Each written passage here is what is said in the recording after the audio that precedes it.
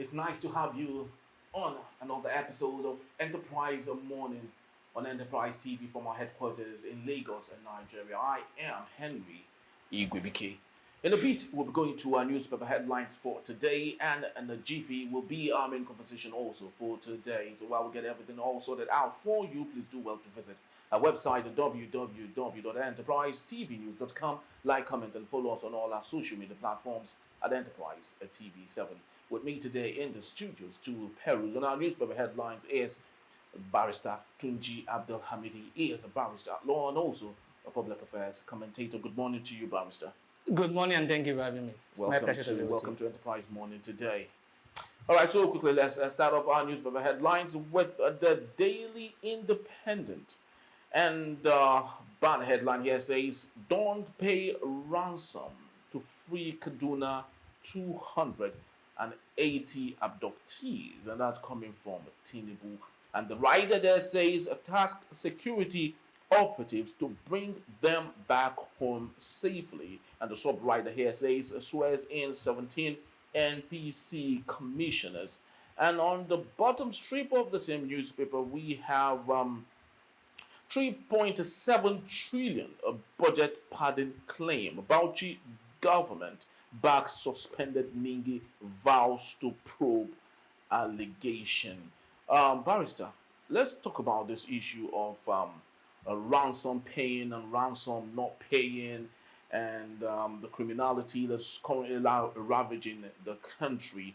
And the president is coming up to say that no ransom should be paid for the release of the 280 abductees.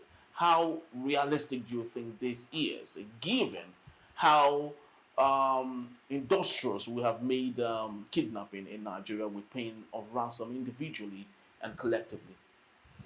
Let me first of all agree with the president that no ransom should be paid, or the president should not pay ransom. Sorry. It is not good for any government to agree to pay ransom or to pay ransom. It is not in the best interest of the country for us to be paying terrorists or kidnappers ransom. By paying ransom to them, you are empowering them, you are embodying them, you are giving them more finance or muscle to do what they are doing. So in that regard, I want to say the president was right to say no ransom should be paid. Anywhere in the world, nobody pay ransom to kidnapper, especially when it happens within the territory of the country. It's only when it's outside the country that you can be talking of negotiation with those who have kidnapped your people. But within the territory of Nigeria, kidnappers should not be, or terrorists should not be a thing that will be encouraging by negotiating with them. That said, that position that I just said is a position that will only apply in a country where the government has shown capacity that it can deliver. But does it look like the government is showing capacity to deliver? I'm coming to that. We have seen in this country, there are so many examples about the Chibos girl. They've been in camp. This is almost 10 years now. They've been kidnapped. Almost 99 or so of them are still not been accounted for. Eventually, they've turned wives. That is even better. At least if they are copied back. They are Sheribu. It's over 6 years now, or almost 6 years. He has not come back.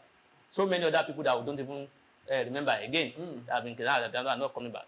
So if the government is, so that is to say that, look, the government has not shown the capacity to deal with this issue in the way and manner they want to do that should be done. In other words, not by paying ransom, but by doing the needful. So the president should not be the talk or the statement of the president should be backed by action. How would it be backed by action? Is what I don't know. I can't guarantee that, because I know that this government has not been able to deliver on their responsibility as provided by Section 14, Section 2B of the Constitution, which says security and welfare shall be the primary purpose of a government. The government has failed in that responsibility. In fact, we should not even be talking about ransom. What the responsibility the government has is not to even allow anybody to be kidnapped. Exactly. Talkers of even talk of ransom. So if now that we have been kidnapped, which means the government has failed in the past, the government can redeem its image by promptly rescuing those people. So the president, please, don't pay ransom. They bring back our boys within 24 hours. That's it. And if the government, the president should also admit that he's not paying ransom, that he has a responsibility to bring this boy back. If he fails to bring these boys back within 24 hours or very soon, the president should be ready to take responsibility and tender his resignation for doing that, because that is a failure of the government's what the government swore to uphold. He's sworn to uphold the constitution, and he's sworn to provide security. The president is the commander-in-chief of armed forces. Because some people will come and say, do you expect the president to go to the war front and start looking for the terrorists? The president take responsibility for whatever happened. Because if these military people are getting results, the president will be praised. But Barrister, so you will the agree with president me. has a responsibility not to pay ransom, but he has a much more responsibility to deliver these boys without any wahala. Yes, Barrister, you will agree with me. You know, when it comes to abduction with regards to the impoverished, those who cannot, poor Nigerians, it's often very easy to say, don't pay ransom. A couple of months back, a friend of Isa Pantami, a former minister, you know, they had to cough out 100 million naira. He himself donated close to about 50 million naira to ensuring that those girls were released after they were abducted in Abuja. Now, why do you think when it comes to the children of the poor, it's very easy to say don't pay ransom, but when it affects the rich, they are very quick to pay ransom? So why would we not allow it? The payment of ransom becomes the only alternative. But you don't say, the government will not come out and tell you I'm paying ransom. Yes, I agree with you. If these people that have been kidnapped today, and we talk about our government not having capacity. Yeah. The day you know that the government has capacity to provide security is the day if these people that we're talking about the world. are children of the people in government or they are relatives, you will not even hear anything. What you just hear is within 24 hours they will have been released. Whether they pay or not, you will not know, but they will have been released within 24 hours. That is to show you that the government knows, those in government are not concerned more about the welfare and the security of the people, ordinary Nigerians. They are only concerned about themselves. So I agree with you. In a normal situation, ransom should not be paid. But even if government is paying ransom to anybody, it should not be announced on the pages of newspaper. It should not be something they will tell the whole world, we are securing this guy because we have released them. The government paying ransom is a confirmation that we don't have the capacity to deliver. So, but even if they are going to do that, let them. If the government is going to pay ransom behind, let them. What I want to see the boys back. Whether they are paying or they are not paying it's not my concern. My concern is that the boys, we are talking about 8 years and some other small boys here. The boys should be returned back to their family, united with their family soon, not even far, within a week or even 24 hours. So anything outside that, the government, I will see the government as a failure in terms of security. And in that regard, as far as I'm concerned, the government, the president deserves not to be on seat and preside over us and say, because that is to show that the government has shown that, look, I cannot protect you. Everybody is on his own. You are on your own. Just pray. What you should be praying in this country is that don't get kidnapped. Because if you get kidnapped, government has no power to rescue you. You are on your own. Just don't be kidnapped, please. Exactly. And the government should have the responsibility not to allow us to be kidnapped. All right, so quickly let's move on to our second daily for today, coming from Daily Trust newspaper. And the banner headline here says, budget pardon allegation. Budget backs Ningi as opposition knocks a Senate. And the rider here says, we stand by our senator. Coming from Bauchi governor, PDP ask Akpabio to step aside. Ningi suspension attack on freedom of expression. And that's coming from a CISLAC. On the bottom strip of the same newspaper, Nigeria reopens land-air border with Niger. And we have it also here that federal government asked Binance to provide 6 months transaction data of top 100 users. And also we have Plateau attack, another 13 cows shot dead, 6 wounded in Barkin Ladi. Barrister, let's talk about, there are lots of interesting stories here to talk about, but I'd love us to start from what's happening on the bottom strip of the same newspaper, with the killing of 11 cows in Barkin Ladi, that is in Jos Plateau State, I guess from the locals there. Don't you think this is more of a trigger for more violence in the state? Because of course, the Fulani herdsmen who have been fingered as the people who come and wantonly kill people, they don't play with their cows. So when the locals kill their cows, don't you think it's a trigger for more violence in that peaceful city? Yeah, you may be right in a way, because I do not see any reason why anybody should kill anybody's cow. When we talk about property, cow is also part of the property we're talking about. So you have to protect life and property. The property we're talking about here belongs to those people. Their cow is being killed. Why are you killing the cow? But killing the cow and killing the human being, they are not in the same category. But that's not to say I am saying killing the cow is a good thing. No, nobody should kill anybody's cow. So and you should not attract any route to yourself by killing anybody's cow. So if you kill anybody's cow, they may want to retaliate by killing.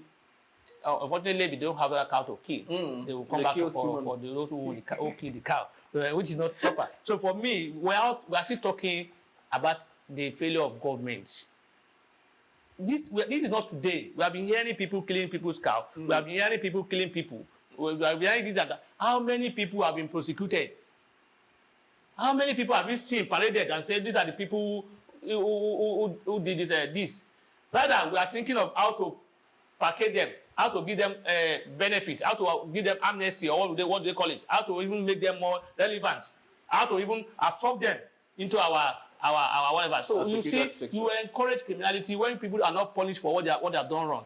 We encourage people who have done wrong by justifying it for whatever reason, to say this is the reason why they did it. If anybody kill your cow, or kills your cow, you have the right to go and report. It's not for you to take law into your hands and then go back and say you are retaliating and you are killing people. Then because we are in a country where law is no longer respected, where people don't even operate in line with the law. That's why you see people say, he did this to me, that's why I you don't do that. You go to the appropriate authority, you report. But the issue is that we don't have confidence in those appropriate authority that we're talking about. Now, talking about this confidence that they will deliver on that promise, if you report. So that's the reason why people are doing some of this. So talking about appropriate authority here, the president has just released a memo where he has asked or directed every state governor to provide a ranch, a land where herders can at least do their business. Now, do you think that is the best solution in this particular case? Of course, knowing that the Fulani herdsmen are nomads, they travel, they don't stay in a place. So do you think the president asking that every state governor should provide land for them is the best solution?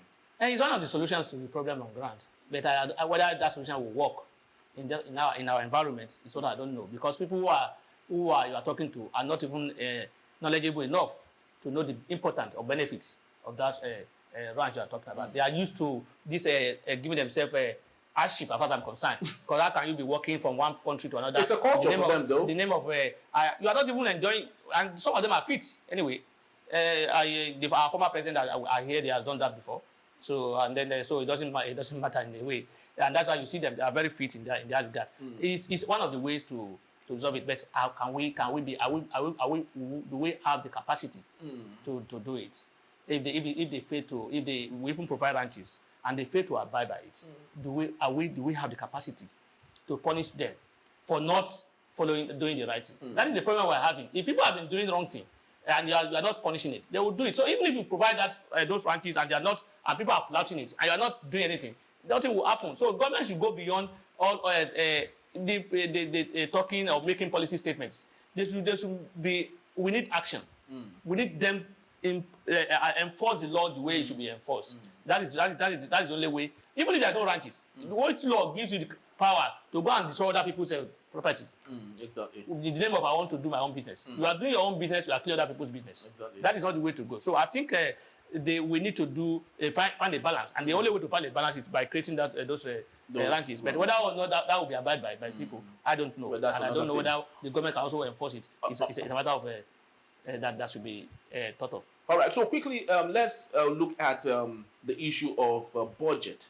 Back in Ningi as opposition knocks the Senate. Now, this is a reputable audit firm, right? And if budget is not an audit firm. It's a civil society. It's a civil, yes, of course. We do lots of auditing and ensuring that that what is what ought to be done it's done. But if they can back what Ningi is saying, don't you think that is really disturbing for the entirety of the Senate?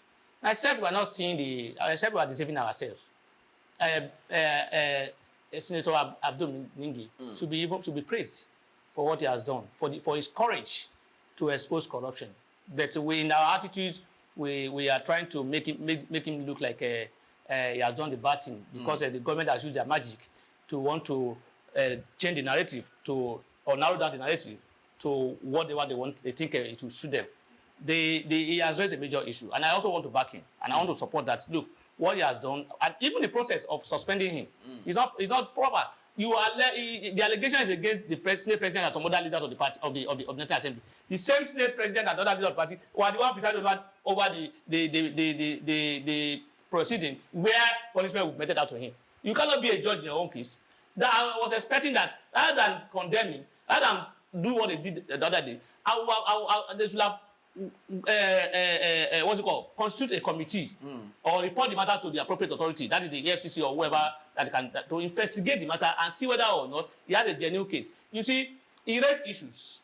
Which issues we must agree that yes, actually, in fact, it was confirmed at the plenary by the Senate leader, which he unfortunately he even said it. I am not apologetic of it. He said he got 500 million naira budget. I'm not saying they gave him money, as in terms of a budget, budget of construction project of what 500 million naira in the budget. Please, is there anywhere in that budget where that is captured that 500 million naira here is for Senator Opeyemi Bamidele constituency project? 500 million naira here is for Mr. Sanusi, Senator Sanusi for his constituency project. 500 million naira here. Is there anywhere in that project, or not even mentioning their name, 500 million naira for 12 senators to carry out the following projects? How do we know that? You say you are allocated a first line charge for INEC. INEC, when you are budgeting, when you are bringing out the money that will be assigned to allocated to INEC, are you not going to look at the basis upon which those money will come? Where are the bases? You just say so particular billion naira to INEC. To do what? What we are saying is that anybody can just pick money from the budget and say this is for this, without any. So what man is saying, he's not saying rather than look at the issue, that the salient issue there.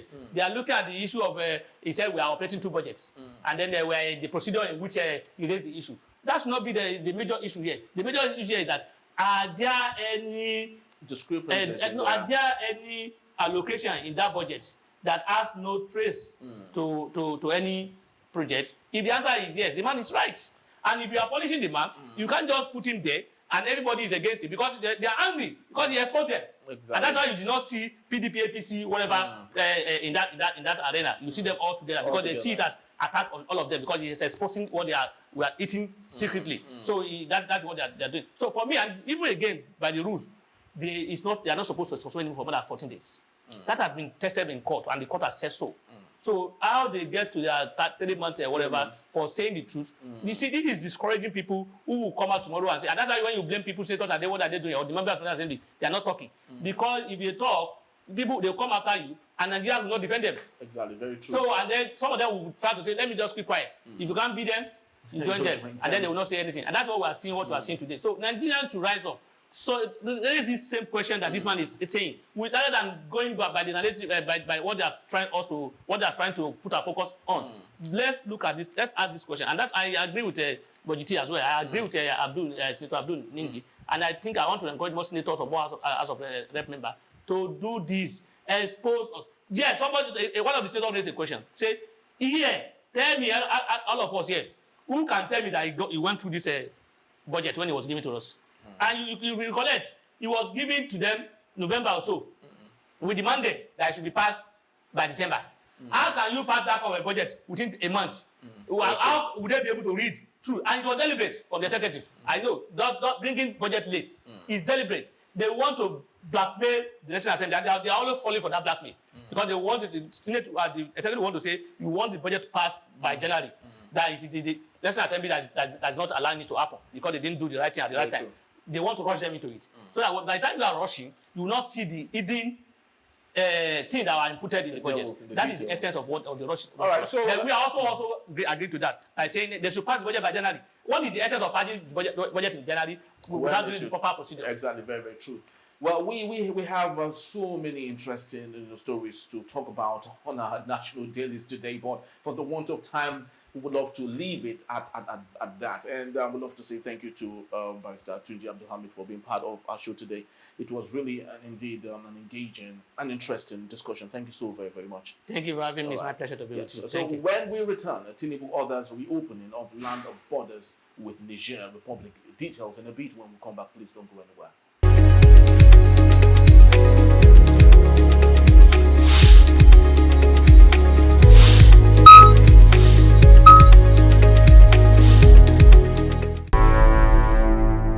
Enterprise TV, a tradition of truth.